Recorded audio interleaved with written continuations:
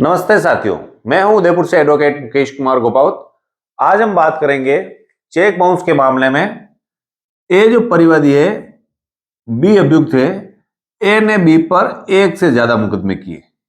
ठीक है, यानी कि ए ने बी पर चेक के 2 मुकदमे कर दिए, 3 मुकदमे कर दिए, 4 मुकदमे कर दिए। यानी कि बी के जो ए के पास चेक पड़े थे उनका दुरुपयोग करते हुए उसने 2 चेक लगा दिए, 3 चेक बाउंस करा दिए या 4 चेक बाउंस करा दिए और बी पर मुकदमा कर दिया।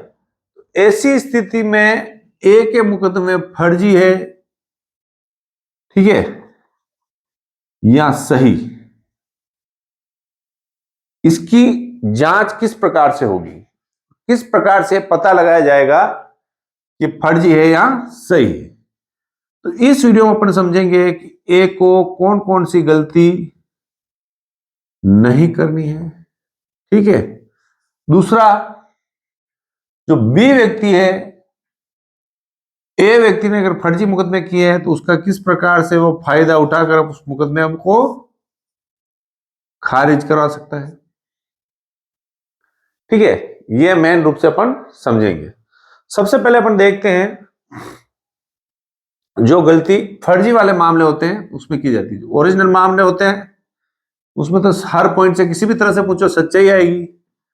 फर्जी मामले के उदाहरण समझते हैं। मान लो ए के पास बी के 5 चेक पड़े हैं, 2 चेक पड़े हैं, उसमें से उसने 2 चेक का उपयोग किया। ठीक है, एक चेक का उपयोग किया उसने, उसमें भर दिए 50,000 रुपये, और दूसरे चेक का उपयोग किया उसमें भर दिए उसने 1,00,000 रुपये। ठीक है, और ये दोनों बाउंस करा दिए। बाउंस कराने के बाद बी को नोटिस देगा। अब सबसे बड़ी जो गलती फर्जी वाला होता है उसमें क्या होती है बताओ। ए बी को नोटिस देता है, उसमें लिखता है, ए जो बी को नोटिस देता है उसमें लिखता है कि मैं आपके, जो पहला चेक का नोटिस देगा अलग और दूसरे चेक का नोटिस अलग देगा। ज्यादातर मामलों में ऐसे होता है। अगर दोनों एक साथ बाउंस हुए तो एक साथ नोटिस दे सकता है, पर एक साथ बाउंस नहीं करवाता, वो क्या तारीख अलग डालता है। और फिर क्या लिखता है, ए बी को कहता है कि मैं आपके 50,000 रुपये मांगता हूं, जिसकी पेटे आपने ये चेक नंबर दिया जो इतनी तारीख का दिया, ये बाउंस हो गया, रिटर्न हो, इस कारण से हो गया, 15 दिन में पैसा दे देवे, नहीं तो परिवार में आपके विरुद्ध मुकदमा दर्ज करूंगा। ये जो नोटिस इस प्रकार दिया जाता है वो नोटिस गलत है। भाई ए बी के 2 चेक के मुकदमा करा, वास्तव में कितने पैसे मांगता है, 1,50,000 रुपये। फिर नोटिस में क्यों लिख रहा है कि मैं 50,000 रुपये मांगता हूं। अब एक तरफ तो वो 50,000 रुपये का एक नोटिस दे रहा है, दूसरी तरफ वो कह रहा है 1,00,000 का एक नोटिस दे रहा है। यानी कि 2 नोटिस दे रहा है, उसमें एक नोटिस में कह रहा है मैं 50,000 मांगता हूं, दूसरे में कह रहा हूं मैं 1,00,000 रुपये मांगता हूं। तो कौन सी बात सही है। सही तो उसको ये कहना चाहिए था कि भाई मैं टोटल 1,50,000 रुपये मांगता हूं, जिसमें से इस दिनांक का आपने 50,000 का चेक दिया जो मैंने बैंक में पेश किया, जो बाउंस हो चुका है इस कारण से, और ये पैसा मुझे दिलाया जाए। और साथ में इसको इसमें यह भी लिखना पड़ता है कि आपने दूसरा एक चेक और दे रखा है जो इस तारीख का दे रखा है, वो अभी बैंक में नहीं डाला। यहाँ उस चेक के बारे में कुछ मत लिखे, पर जो अमाउंट कुल दिया है उसके बारे में लिखे भैया मैं आपके कुल इतने रुपए मांगता हूँ, जिसके पेटे आपने 2 चेक इस तारीख को दिए, इस तारीख वाला चेक मैंने बैंक में पेश किया जो बैंक द्वारा रिटर्न कर दिया गया। यानी कि जो ज्यादातर फर्जी मुकदमे होते हैं उसमें नोटिस दिया जाता है तो कुल अमाउंट वो वही बताता है जो चेक में लिखा होता है, जबकि उसको कुल अमाउंट वो बताना चाहिए जो वो मांगता है। इसका मतलब यह हुआ कि उसने पूरी प्लानिंग से काम नहीं किया। उसने क्या बोला कि मैं बी के 50,000 रुपये मांगता हूं, और फिर 1 महीने बाद वापस नोटिस दे रहा है, उसमें कह रहा है कि मैं आपके 1,00,000 रुपये मांगता हूं, जिसके पेटे आपने चेक दिया। तो फिर इस नोटिस का क्या हुआ। अगर इस प्रकार की समस्या है तो बी के लिए एक आधार बन जाएगा कि साहब इसने जो नोटिस दिया है, पहले वाले नोटिस में 50,000 बोल रहा है, दूसरे वाले नोटिस में 1,00,000 रुपए बोल रहा है, तो इसको नोटिस में साफ साफ लिखना चाहिए था। साफ साफ इसलिए नहीं लिखा क्योंकि वास्तव में मेरे पैसे मांगता ही नहीं है। तो ये आपके भी अगर कोई मुकदमा बाउंस करा के 2 मुकदमे 3 मुकदमे कर दिए, उसने टोटल अमाउंट नहीं लिखकर उस चेक का ही लिखा है, तो केवल इस आधार पे आप मुकदमा नहीं जीत जाओगे। छोटी छोटी बातें मिलकर, तथ्य मिलकर एक साक्ष्य बना देंगे। एक छोटे छोटे तथ्य हैं साहब इस प्रकार ये हुआ था, यानी कि छोटी सी बात भी अधिकारी के दिमाग में आती है कि हाँ यार वास्तव में ऐसा क्यों किया इसने, एक प्रश्न चिन्ह उत्पन्न होता है। तो जब छोटी छोटी जैसे एक एक लकड़ी बना के बड़ा गट्ठा बढ़ जाता है नहीं, वैसे आपके पूरा साक्ष्य बन जाएगा। तो ये भी एक साक्ष्य का मेन पॉइंट है, आपको इसको ध्यान रखना। अब दूसरी बात बताता हूं। दूसरी बात में भी कुछ लोग जो फर्जी मामला पढ़ाते हैं वो क्या करते हैं, आखिर फर्जी तो फर्जी होता है, कितना दिमाग लगाएंगे, पकड़ने वाले वकील पकड़ लेंगे उसको। जैसे कि ये चेक है, एक चेक दिया इसने, दिया 1/3/2023 का, ठीक है। और दूसरा चेक जो वापस दिया वो भी 1/3/2023 का, और दोनों चेक उसने साथ बाउंस। इस प्रकार के मामले में भी आप जुडिशियल अधिकारी जो है उनकी ध्यान इस ओर आकर्षित करा सकते हो कि जब दोनों चेक एक ही बैंक के, तो फिर दो चेक, एक 1 लाख और 50,000 का देने के पीछे क्या अर्थ है? तारीख एक ही लिख रखी है, तो 1,50,000 का एक चेक ही देना चाहिए था ना, अलग अलग क्यों दिए? अलग अलग दिए ही नहीं, बस इसके पास बड़े थे पहले, इसके एक में 50 भर दिए, एक में लाख भर दिए। वास्तविकता यह है कि कुछ मांगते ही, ये बात आपको कोर्ट में साबित करनी पड़ेगी। जो एक ही तारीख है वो आपके प्लस पॉइंट अभियुक्त के विरुद्ध पक्ष में ये होगा कि वास्तव में एक दिनांक ही क्यों भरी है, परिवादी को बताना पड़ेगा। परिवादी कहता था मैं तो नहीं जानता साहब, नहीं जाना, ऐसा थोड़ी होता है। आपने जब एक ही तारीख दिया था, आपने पूछा होगा भाई एक ही तारीख क्यों दे रहे हो, कुछ ना कुछ तो कारण रहा होगा ना। ये मान ला एक ही तारीख होने से केवल भी मुकदमा नहीं जीत जाएगा, मगर ये एक तथ्य है जो आपके मुकदमे में आगे काम आएगा कि भाई ऐसा कैसे हो सकता है। एक और बात बताऊं तारीख संबंध में, उसमें भी सबसे बड़ी गड़बड़ क्या होती है, मान लो एक चेक तो दे दिया 1/3/2023 का, ठीक है, और दूसरा चेक दे दिया मान लो उसने 1/5/2023 का, यानी 2 महीने का गैप दे दिया, ये 2 महीने का गैप दे दिया। अब जो व्यक्ति होता है ये दोनों चेक को वो मान लो 2/5/2023 को कोर्ट में मतलब बैंक में पेश करता है और दोनों को एक साथ रिटर्न कराता है। इसका भी अर्थ ये है कि ये फर्जीवाड़ा कर रहा है। कैसे? कि भाई तेरे को 50,000 रुपये का चेक 1/3/2023 को दिया था, तो फिर क्यों 2/5/2023 को आपने बैंक में डाला, उसी दिन क्यों नहीं डाला? इसके पीछे लॉजिक ये है कि वो दोनों चेक एक साथ डालकर, उसको पहले से पता है चेक बाउंस होंगे, इसलिए दोनों एक साथ डालकर एक ही मुकदमा करना चाहता है। बाकी उसको पैसे तो 1/3/2023 को लेने थे ना, 3 महीने की जो चेक की वैलिडिटी है उसका इंतजार क्यों कर रहा था? तो ये भी एक कारण अभियुक्त के पक्ष में जाता है और परिवादी के विपक्ष में जाता है। तो परिवादी की अगर परिवादी होगा तो जिस दिन का चेक है उसी दिन वो बैंक में डालेगा, या नहीं डाला तो 2 दिन, तो 1 दिन 2 दिन गड़बड़ हो सकती है, मगर पूरा 2 महीने का गड़बड़ और फिर दूसरा चेक भी साथ में डालना, ये साबित करता है कि उसका कंडक्ट साबित करता है कि भाई उसका जो आचरण है वो इस प्रकार का है कि वो दोनों चेक एक साथ बाउंस कराना चाहता था, यानी कि जो उसके पास चेक पड़े थे उसका गलत उपयोग ही कर रहा था। यानी यह भी एक तथ्य, महत्वपूर्ण तथ्य है जो बी के पक्ष में जा सकता है। अब 2 से ज्यादा चेक के मुकदमे बाउंस होते हैं, उसमें भी आपको देखो कुछ बातें विशेष ध्यान रखनी पड़ती है। एक तो ये है उसने दोनों चेकों का एक ही मुकदमा किया, ठीक है, यानी कि दोनों चेक एक साथ बाउंस कराए या 1 महीने के अंदर अंदर ही बाउंस कराए, क्योंकि 1 महीने के अंदर अंदर ही नोटिस दे पाते, तो 1 महीने के अंदर ही बाउंस कराए होंगे तो दो एक ही मुकदमा करेगा। या उसने दोनों चेक अलग अलग समय में, यानी कि 1 महीने के अंदर बाउंस नहीं करा के अलग अलग समय पर बाउंस कराए और 2 अलग अलग मुकदमे किए, ठीक है, एक स्थिति आ गई। एक स्थिति इसमें और भी आती है कि उसने एक ही समय बाउंस कराए फिर भी उसने मुकदमे दोनों अलग अलग करा दिए। तो अगर एक ही समय में बाउंस हुए और फिर दोनों उसने अलग अलग मुकदमे करा दिए, तो आपको ये दोनों मुकदमे एक साथ ज्वाइन करवाने की एप्लीकेशन प्रार्थना पत्र कोर्ट में लगाना है और एक साथ ही उसको सुने जाएंगे। ज्यादातर मामले में मजिस्ट्रेट इस प्रकार का आदेश दे देते हैं।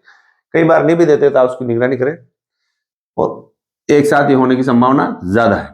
ठीक है, यानी कि उसका एक ही बोले, उसने 2 अलग अलग मुकदमे किए, 3 के 4 के, मगर सारे जुड़ जाएंगे। ठीक है, और 2 अलग अलग मुकदमे किए, अब इनमें भी अलग अलग स्थिति होती है, यानी कि एक मुकदमा किया है ना, अलग अलग चेक 2 अलग अलग किए हैं, तो आपकी जो डिफेंस है, यानी जो आप मुकदमा लड़ रहे हो, आप भी जो कह रहा है कि भाई मेरे साथ धोखाधड़ी हुई है, तो इस मामले में धोखाधड़ी और इस मामले में धोखाधड़ी में कुछ आपको अलग पॉइंट बताने होंगे। ठीक है ना। चेक वाले मामले में क्या है कि जो आपके किसी प्रकार की समस्या चलती है, मेरे जो नंबर दिए गए उस नंबर पर आप मुझे कॉल करके सलाह ले सकते हैं। सलाह लेने की मेरी फीस क्या है, आपके पास कोई भी गौशाला है, वहां पर आप 500 रुपए जमा कराकर उसकी रसीद इस नंबर पर भेजें तो फोन मेरी तरफ से आएगा। अगर आपके पास कोई गौशाला नहीं है तो 300 रुपए इस नंबर पर गूगल पे करें या पेटीएम करके स्क्रीनशॉट इस नंबर पर भेजें तो फोन मेरी तरफ से आएगा। ठीक है, ये तो मुझसे बात करने की तरीका। अब समझते हैं एक ही मुकदमा और 2 अलग अलग मुकदमों में क्या डिफरेंट है। अगर उसने एक ही मुकदमा किया है 2 अलग अलग चेक का, तो आपकी जो उस परिवादी से जीरा करोगे आप, उस जीरा के प्रश्न 2 अलग अलग मुकदमे किए उस जीरा के प्रश्न से अलग होंगे, अलग होंगे। ठीक है, क्या क्या अलग होंगे भाई? भाई जो आप जीरा के प्रश्न क्या होते हैं, जीरा मतलब परिवादी से आपके अधिवक्ता पूछेंगे, जब परिवादी कैटेगरी में खड़ा रहेगा कि आपने कब चेक दिया, किसके सामने दिया, किसने चेक भरा, आप पैसे कहां से लाए, 2 अलग अलग चेक किसने लिखे। ठीक है, कई सारे प्रश्न, 100-150 प्रश्न पूछेंगे। वो 100-150 प्रश्न में ये इस दोनों स्थिति में कुछ प्रश्न जो 10-15 प्रश्न ऐसे होंगे जो अलग अलग होंगे। अब अलग अलग क्या होंगे ये भी बता दीजिए वकील साहब। देखो मैं आपको बता देता हूं कि हर मुकदमे की एक अलग स्टोरी होती है। ठीक है, कि आप क्या आधार लेके आए हो, आप ये आधार लेके आए हो कि आपका चेक गुम हो गया, फिर आप दूसरी बात नहीं कर सकते। आप ये आधार लेके आए हो कि आप पैसा दे चुके हो, तो फिर आपको पूरे मुकदमे में यही स्टोरी लेके चलनी पड़ेगी। आप ये आधार लेके आए हो कि आपने कोई सामान लिया है या कोई जमीन खरीदी है या कोई मकान खरीदा है, उसके पेटे चेक दिया है और वो सौदा कैंसिल हो गया है, तो उसका आधार पूरा यही चलेगा। आप ये आधार लेके आए हो कि आपने उसको रुपये उधार देने के लिए चेक दिया और फिर आपने पैसे उसको उधार नहीं दिए तो आपका चेक उसने गलत उपयोग कर लिया। समझे ना? ये बात जो लास्ट वाली बात है, देखो मैं इसको वापस आपको समझाता हूं, एक थोड़ी सी स्टोरी समझिए आप, उसको आप समझ में आएगा क्या हुआ है। बी को कभी कभी ऐसे आधार भी लेने पड़ते हैं और ऐसा भी कभी कभी होता है। अब क्या होता है इसमें, बी जो है व्यक्ति, मान लो वो पैसे वाला है, ठीक है ना, ए व्यक्ति इसमें गरीब, ए जो परिवादी है, और बी कौन है, अभियुक्त है, बाद में अभियुक्त बन रहा है पर अभी पैसे वाला है। ए आया बी के पास कि भैया मुझे अर्जेंट 10 लाख रुपए चाहिए। ठीक है, 10 लाख हो गए, 10 लाख पूरे, बहुत जीरो हो रहा है ना। ठीक है, तो 10 लाख चाहिए, तो बी ने क्या किया, 5-5 लाख रुपए के 2 चेक, ठीक है, 1 चेक और 2 चेक ए को दिए, भैया मेरे खाते से पैसे निकाल लेना, ये दे दिए। कौन सी तारीख को दिए, 1/1/2023 के दे दिए, और मान लो ये दे दिया 10/1/2000, उधार पैसे देने के लिए चेक दिया। फिर बी के मन में आया कि अरे यार ये तो आदमी ये फर्जी है और मैं उसे उधार पैसा नहीं देना चाहता हूं, इसने मना कर दिया कि भैया मैं तेरे को उधार पैसा नहीं देता, मेरे चेक वापस दे दे, मेरे उधार देनी नहीं। ए ने चेक नहीं दिया और रिटर्न करा दिया, और फिर बी पे मुकदमा कर दिया कि साहब मेरे से 10 लाख रुपए ले गया और दे नहीं रहा है। समझे नहीं समझे? ऐसे मुकदमे भी मेरे पास आए हैं, मैं लड़ा हूं। इन मुकदमों को जीतने का एक अलग ही टेक्निक है, एक अलग ही तरीका है। जब भी समय मिलेगा उस पर भी एक अलग से वीडियो बनाऊंगा। तो ये जो बात बता रहा था ना, रुपए चेक उधार देने के लिए दिए थे और उसने गलत उपयोग कर लिया, ये डिफेंस आपने लिए तो इसका पूरी स्टोरी पूरी अलग बनेगी। यानी जो भी आपका चेक का मुकदमा चला उसके पास ये आपको स्टोरी होनी चाहिए। कभी कभी क्या होता है, कोई चेक का मुकदमा ए और बी के मध्य लेन देन होती है, ए ज्यादा होशियार बनता है। आज आप बोलोगे साहब परिवादी के विरोध में क्यों बोल रहे हो? ऐसा नहीं है कि मैं परिवादी के विरोध में, जिस व्यक्ति ने पैसा दिया उसको मैं पैसा दिलाना नहीं चाहता हूं। जिसने सही पैसा दिया उस पर मैंने कई वीडियो बना रखे हैं कि परिवादी के पैसे डूब रहे हैं तो उनको किस प्रकार से वसूल करें, परिवादी को अगर अभियुक्त नहीं आ रहा है उसको कैसे कोर्ट में लाए। यानी मेरे जो वीडियो बनाने का उद्देश्य ना तो परिवादी के पैसे डुबाना है, ना अभियुक्त से कोई फर्जी पैसा वसूल कर सके, ऐसा भी कुछ मेरा उद्देश्य नहीं। मेरा उद्देश्य सिर्फ सच्चाई न्यायालय के सामने आए। तो इसमें क्या होता है, ए और बी वाला जो मामला है, इसमें मान लो ए ने बी को पैसा दिया और बी बाद में मना करता है कि साहब मुझे कोई पैसा नहीं दिया। उसके बेटे ए क्या करता है, एक तो स्टाम्प जो बी का ए के पास खाली स्टाम्प पड़ा ना, उस पर एक लिखा पढ़ी कर लेता है फर्जी, उस पर चेक नंबर सारा डाल देता है मैं इतने पैसे दूंगा। दूसरा वो चेक को बाउंस करा के कोर्ट में पेश करता है। अब स्टाम्प भी उसके पास है और चेक भी, और कहता है नहीं तो ये कहता है स्टाम्प देखो, स्टाम्प में लिखा मेरा तो पक्का सबूत है। तो इसके इस प्रकार के मुकदमे जीतने की पूरी एक अलग स्टोरी जो आपको बनानी पड़ेगी या आपके पास होनी चाहिए। ज्यादातर आपके पास आपको वही स्टोरी लेके कोर्ट में चलना है जो सच्चाई है। कभी कभी आप सोचते हो कि यार 1 लाख रुपए थे मांगते हैं, भले इसने 10 भर दिया, 10 लाख भर दिया, आप 1 लाख से देने से भी मना कर देते हो, नहीं नहीं मांगता, मैं तो कुछ नहीं मांगता, और फिर वो गले में 10 लाख की बीमारी पड़ जाती। तो आपके अगर 1 लाख मांगता था, आप स्टोरी सही लेके आओ, उसने 10 लाख भरे तो वो भुगतेगा, उसका मुकदमा खारिज होगा। ऐसा थोड़ी कहा आपने 10 लाख का उसने चेक भर दिया, आप बोलोगे 1 लाख ही मांगता था आपको 1 लाख देने पड़ेंगे, ऐसा नहीं है। क्या है कि जो चेक अमाउंट भरा है वो गलत भरा है, उसका चेक का मुकदमा खारिज हो जाएगा।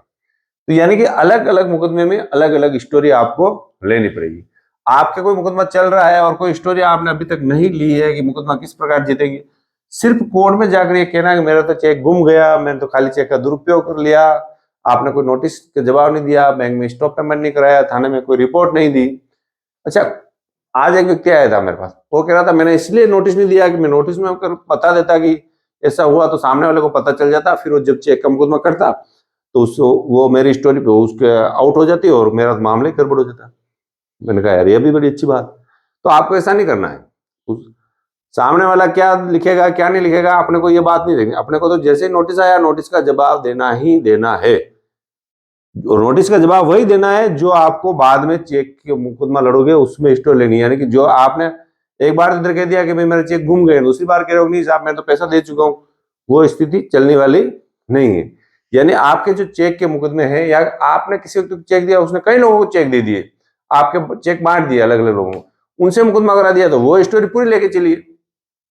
अगर आपके मुकदमा आपके साथ धोखाधड़ी हुई और आपके पास उस बात का सबूत नहीं है तो आप मुझे कॉल कीजिए। सबूत हम क्या एक धीरे धीरे धीरे धीरे कड़ी से कड़ी मिलाएंगे, गवाहों को कोर्ट में लाएंगे, जो गवाह नहीं आ रहा है उनको कोर्ट के थ्रू बुलाएंगे, जो चेक उनके पास पड़े हैं कोर्ट में एप्लीकेशन लगाकर उन चेक को मंगवाने की कोशिश करेंगे। जो राइटिंग आपकी नहीं मिल रही है कोर्ट में एप्लीकेशन लगाकर राइटिंग की जांच करवाई जाएगी, यानी सबूत बनाए जाएंगे, कोर्ट के थ्रू मंगवाए जाएंगे, ठीक है ना। सबूत बनते नहीं है तो आपका जो मुकदमा है वो सही स्थिति में लाकर आपकी जो जीत हो सकती है। कब? जब आप सही हो। जब अगर आप खुद ही फर्जी और फर्जी गलत हो तो फिर मुझसे किसी प्रकार की सलाह की उम्मीद नहीं करें। तो मैं हूं उदयपुर से एडवोकेट मुकेश कुमार को। वीडियो पसंद आए तो लाइक करें। Thank you.